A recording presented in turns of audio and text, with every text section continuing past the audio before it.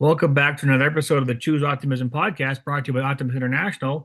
Today we have David Angel from the Optimist Club of Rock Hill in Charlotte, North Carolina. David, thanks for being with us. Good to be here. Thank you. One of these things we talk about on the Optimist program here is our Optimist story. Tell us a little bit how you got involved with the Optimist International.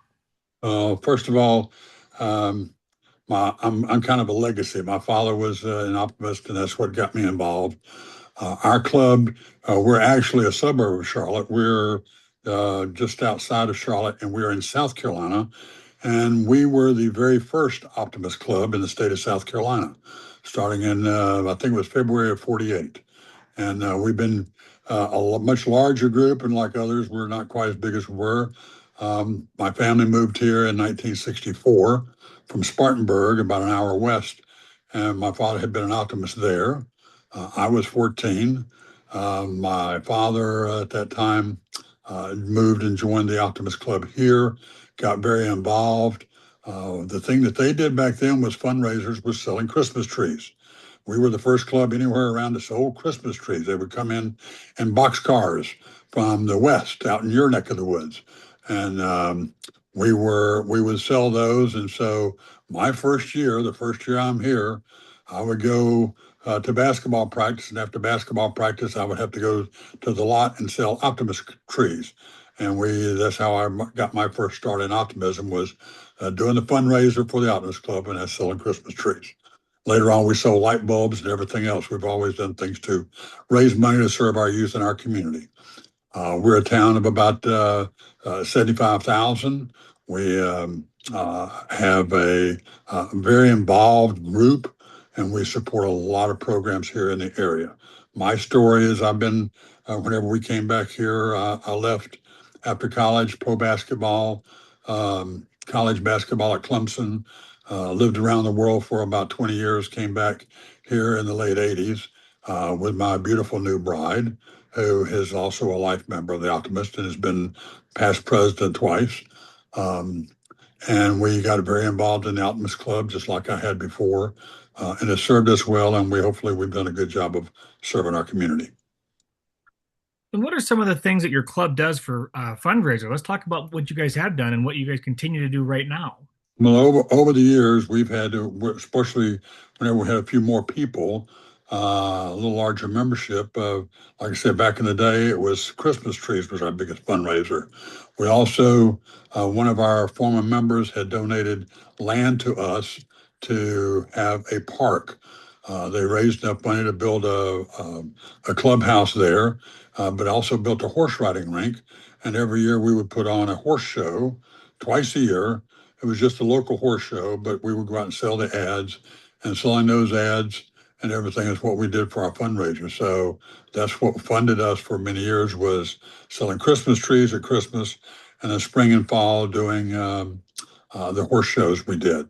Again, going out, knocking on doors, getting people to write a check to sponsor our shows, and getting everybody in the community. Of course, we were at the only people around selling Christmas trees back then. Of course, today everybody and his brother does, so it's no longer been profitable for us. But for many years, it served us very well. What's your biggest fundraiser for your club right now? We About 25 years ago, we started doing a golf tournament, and one of our members is a former golf pro here, and he's also, by the way, legally blind now, but still runs our tournament. And we just finished that 2 weeks ago.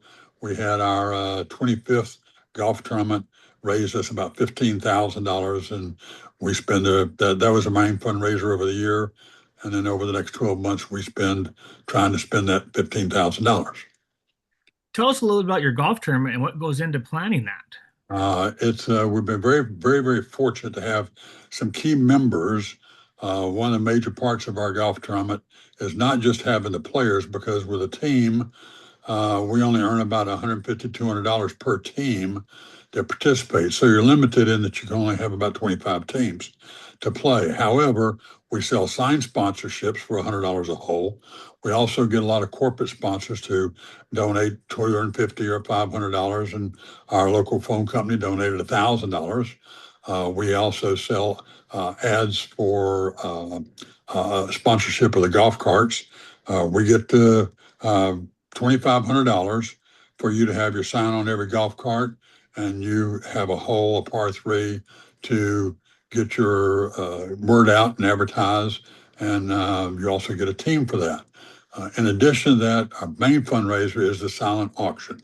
One of our members is very computer savvy, a former optimist from down in Georgia who moved to our area, and he helped us go from doing the regular paper type silent auction to now we do it online with a company called 32 Auctions. I would encourage any optimist out there in doing a silent auction, look at 32 auctions. This year we were able to do the whole thing without writing a piece of paper down. They use a QR code for every item. They can bid while they're on the golf course.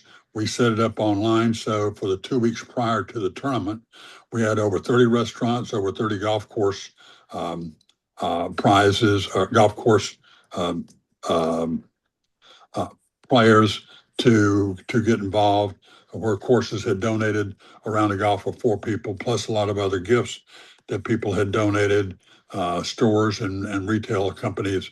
And so we had over 120 items that were auctioned off on the silent auction. And all I had to do was go on and click their QR code, put the credit card in.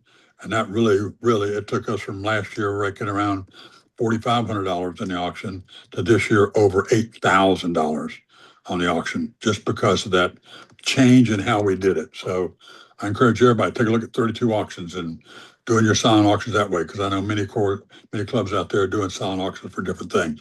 It works very well. So it sounds like your club has been very successful over the years with fundraisers. Extremely. What do you guys use some of the funds for your club? We built this organization here called the Worthy Boys Camp. Now, the Worthy Boys Camp is a camp here in the edge of town that is sponsored, owned, and operated by the local policeman, the city police department, and it's the policemen volunteer to go out, and through the summer they'll run 6 weeks of camp for uh, kids that haven't had an opportunity to be at camp before.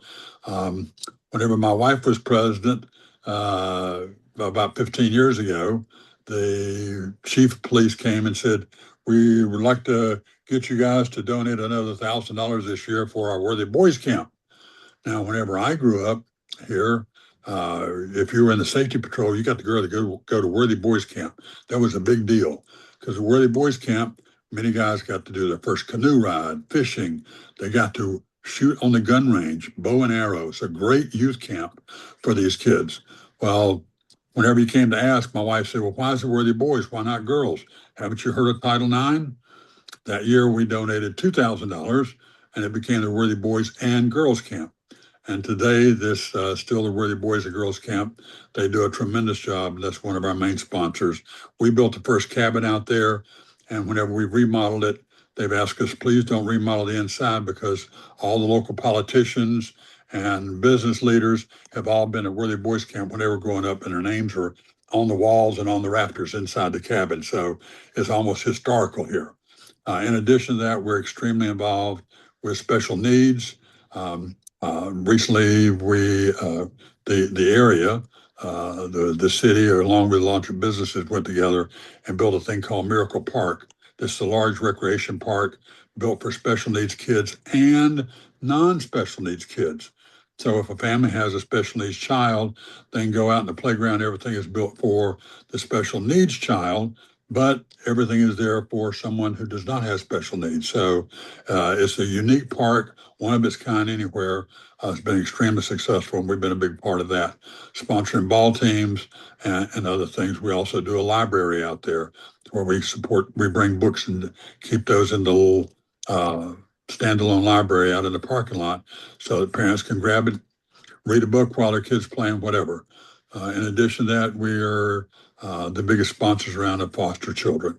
We do a foster Christmas party for the foster children in the area. We help do a fun run. We do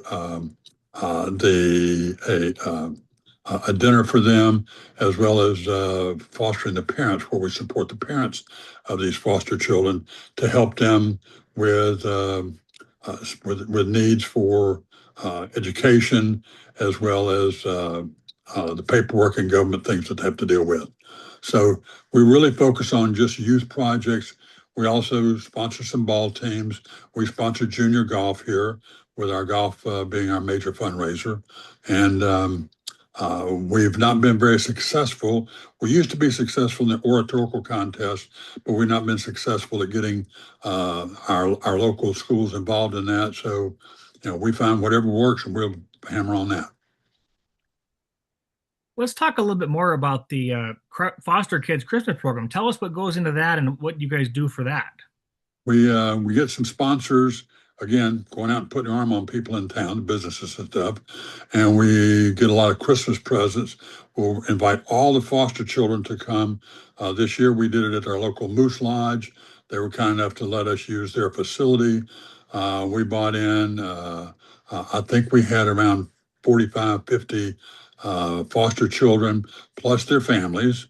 And we put the kids in the main area. Mom and dad get to go in the other room, so they have some privacy. We take care of the kids for several hours. We bring them in, we feed them, we bring Santa Claus in, we play games with them, and we just have a wonderful, fun evening. But it also gives mom and dad a break from having to deal with them because we got the kids. And a big night with Santa Claus and everything. And then every kid goes home with presents that we get donated from different businesses around. That's been a real good thing for us. The other thing with the fundraisers, with the fostering the children, is sponsoring the fun runs and working with the other fostering programs here. We can co-sponsor with them and share the workload, so it doesn't not just us, not just them. That lets us double our efforts, but we're all for the same thing, and that's helping these foster children. Tell us a little bit about your Optimist Club, your demographics, what you guys have for membership, and how you guys have your meetings. We meet once a month on the first Tuesday. Um, and our membership has dwindled down. We've got a few new members coming in, younger folks, but for many years we did not add a lot of members very well, and it has paid. It has shown us how important it is to try and get these. So we're working very hard over the last few years. We have a young man who's head of the Guardian Ad Litem program, and through the foster program, we've got a few of the people that work in the foster programs who are now optimists and working with us on other projects as well. So I think the key that we have found that works best for us and trying to get members is find somebody that needs more help, more volunteers working with another organization. Because if they're a doer with the other organization, if we can get them involved with us, they become a doer with us as well. So we've been adding our members. The members, the 3 or 4 new members we've got over the last couple of years have come from other organizations joining with us, and now they're very involved in Optimus as well. How many members are involved in your club?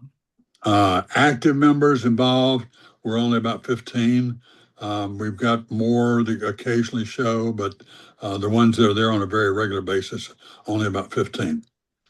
And that's down from, again, 50 years ago, it was 100, 150. But just we've not been able to get the support.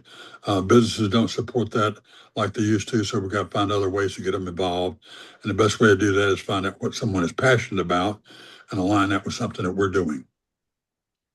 What are some ways that your club is recruiting new members now? Again, reaching out with other organizations, finding out where there's some common ground. For example, in special needs, a lot of people involved with Special Olympics and those type of things. We co-sponsor and we work with them as well, and that's where we try and recruit members is people that are involved in something like Special Olympics or foster children or junior golf or other things. Let's align up with them. How can we work with them and reach in? Because if they're active in that, they have a passion for that. We try and bring that to the Optimist Club as well. What are some ways that your club is looking to expand and maybe do some other projects in the community? Um, Again, with all of our projects, with this past year we celebrated, or last year we celebrated a 75-year birthday of our club. And whenever we did that, we went out to the mall. and we got the mall to give us the main section of the mall in the center, and we had the Optimist birthday party, whereas we did some competitions, we did some dance, we brought in youth groups and that type of thing, and all of that was mainly a recruiting event to make it show everybody because the Optimist Club is really a great secret. Sadly, not everybody knows. They hear Optimist, but they don't really know. So it gave us an opportunity to go share. Here's what all we're doing in the community, and that helped us get a few members of people say, "Oh, I didn't know about y'all. I didn't know you. I know those things were happening. I didn't know you did it. I would like to get involved." So that's how we try to get them in. So your golf tournament's your biggest fundraiser. Do you have any other smaller ones that you do throughout the year that help fund projects for your community?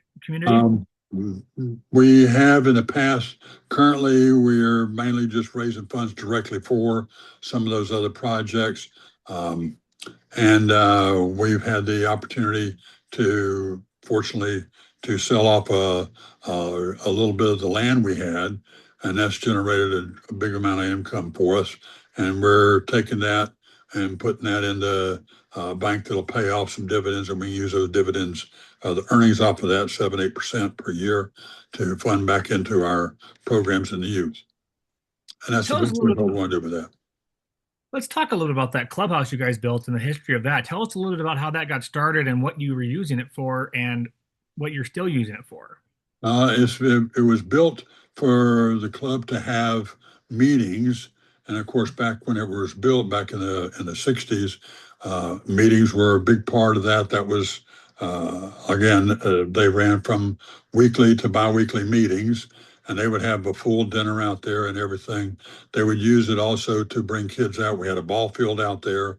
Later on, the ball field became a horse riding rink, and the clubhouse was kind of the home base for that. We also built a concession building out there.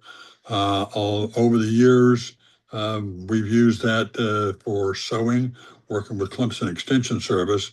They have youth programs through 4-H and things like that, and we will partner up with them to bring the youth in. We had sewing classes out there. Um, we also there's a program called Kate, teaching kids about the environment, and that came through Clemson. Now, my affiliation with Clemson is I was a basketball player there about 100 pounds ago. So we have brought them in. I've been very involved with them, and they've worked with their youth 4-H programs and advisory. So bringing the Kate program in here, we have a little branch, a little water branch that runs through the property. It was great for them because there's some marshy areas for birds and animals and things. So bringing the kids in for this summer camp called Kate, we let the kids get out there in a microscope and get in the creek and look at crawdads and worms and everything else. And very, very successful program with the youth and the biology side. That sounds like an interesting program. Do you guys still do that one to this day? They stopped it 2 years ago. We're endeavoring to resurrect it back. Clemson stopped it. We didn't. We liked it, but some changes at Clemson. So we'll see if we can find another program like that. What advice would you have for a club out there that's maybe thinking about starting a new fundraiser like you guys, or maybe borrowing one of your ideas? What's some advice you would give them about setting everything up? I would say, first of all, keep it simple. And also, it's a lot of work. Um, we find out who in your club has some relationships. For example, Whitey knows every golf course manager around the state. So he calls all the golf courses and asks them to donate a round of golf and golf carts for 4 people, and then we auction it off. So someone else is very involved with agriculture. So we get sod and mulch and things like that, a load donated. So getting those things donated and then put them in the auction. On the auction side, again, this new program called 32 Auctions, by being able to list everything online, then you're not limited just to the people that show up to your event. You put that out there and put it on Facebook. We have people all over South Carolina buying stuff on auction. They're buying a round of golf at a golf course nearby them that donated. So, and if you don't know all those people, pick up the phone and call. I picked up the phone and called some clubs that Whitey did not know, and most of them were very generous in offering a round of golf for four and carts for us to donate. If you can sell that for two, three, $400, it doesn't take many of those to have a pretty nice fundraiser. What are some goals that your club has set for themselves for growth at all? Do you have any growth goals to bring in new members and keep your We club active? do. We want very much to, our goal this year is to add four new members.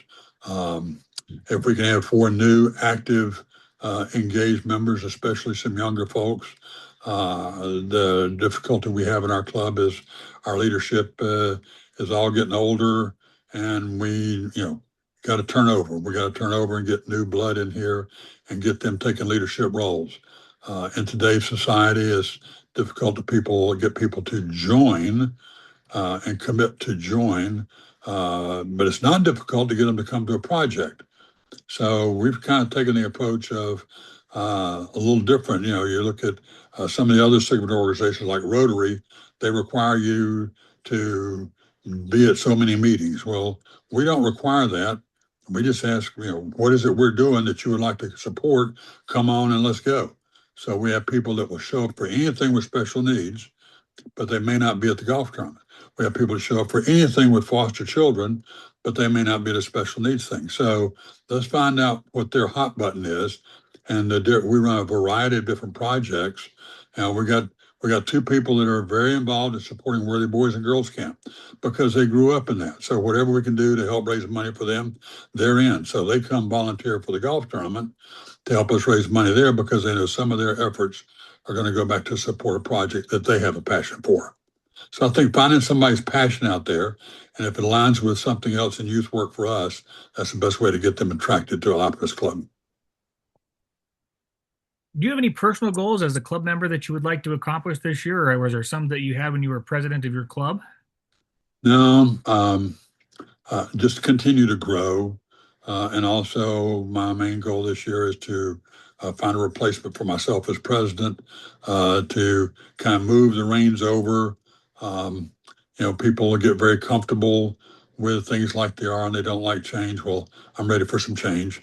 I've retired and I'm trying to do a little more traveling, and I don't want that to get in the way of the club. So, finding someone we can turn the reins over for leadership and get them to accept those leadership things, and then get them into the training, get them to the state meetings and region meetings so that they can learn a little more outside of our club.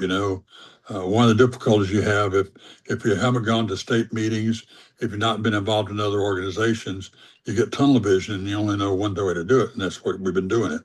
Well, you got to change. If you're not physically able to change and get out there and be flexible, then you're not going to grow. So that's what I'm hoping we'll do is get some growth by getting some new ideas and new people. Sounds like your club is very involved in the community. Do you guys ever partner with other clubs in the area to do things? We have some. Um, we've done some things with Clover, another town over. There is another Optimist Club in town, and we've done some things with them on the state level and things. We've supported them. They do a basketball tournament, and we've sponsored with them. So some with that, but mostly we've kind of done our own thing, and that's our fault. I don't want to press somebody to go do something they're not involved in if they have a passion for youth, and that's what we're going to serve. We also, another thing we do is respect the law. I meant to say that. That has also helped us, and that's kind of about because of the Worthy Boys and Girls Camp being operated by the police. We've got three policemen who have been involved and are members, and they help us. For example, they bring the police dogs out to our Christmas party with the foster children and out to Miracle Park so that the kids can learn not to be afraid of police, not to be afraid of law enforcement, that type of thing. And that's been successful for us. Yes, tell us a little bit about that affiliation with the police department and the relationship you have with them for that camp. Their camp is very unique in that it is again operated and ran by policemen that are volunteering their time. So it is truly a labor of love, and it's all about helping kids who don't otherwise get the opportunity. Um, we built the first cabin out there. We raise money every year. They're the largest recipient on our budget each year for what money we're donating out. Um, and we can see what they're doing. The police department also supports us, and we can call on them as we do our projects and other things. Who can we get involved with here? Who can help us there? They're always very, very responsive. And of course, being tied to the city of Rock Hill, that helps us with for where another project we did for several years. We had some folks that were very involved in soapbox derby. Well, when the police department said, we need to shut down a few streets in town to run a soapbox derby. Okay, fine. If it's for the Optimist Club, we'll do it. So having that relationship has been a real benefit for us and running some of our other projects. And for about 7 or 8 years, we ran a great soapbox derby here for the entire state of South Carolina. Tell us a little about the more of those about how the kids, how many attend that camp for the police department. Well, they're selected through the different government programs. A lot of indigent kids, a lot of kids, some of the foster kids also get that opportunity. Um, and the police select them. They bring them out there at no cost to these kids. They go through, it's a wonderful thing. We go out there once a week to do an award ceremony that we support for them, and we support, and we buy their awards and everything for their campers for the best cabin, the best at the bow and arrow, the best canoers, the best swimmers, the best this. Everybody almost gets some kind of award if they achieve something. Also, it's very moving when you go out there and you see the young kids do a complete and thorough flag ceremony. The lowering of the flag, saluting, marching, folding, all that. These kids never got that done that before.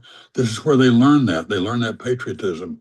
They learn that through the policemen. So it's been a very, very beneficial and project program and something we're very, very proud of. Well, David, I can't tell you how much we appreciate you taking the time to visit with us about your Optimist Club, and I hope an Optimist Club will listen to this and maybe borrow one of your ideas for their community to make their community just as great as you guys are making your community the greatest. Um, Please pass my information on to anybody that likes. We'd be happy to help anybody and reach out. We found some success in things, and others will find we steal some successful ideas from others. So we're all in it for the same reason. Let's share some ideas, raise some money, and help some young people.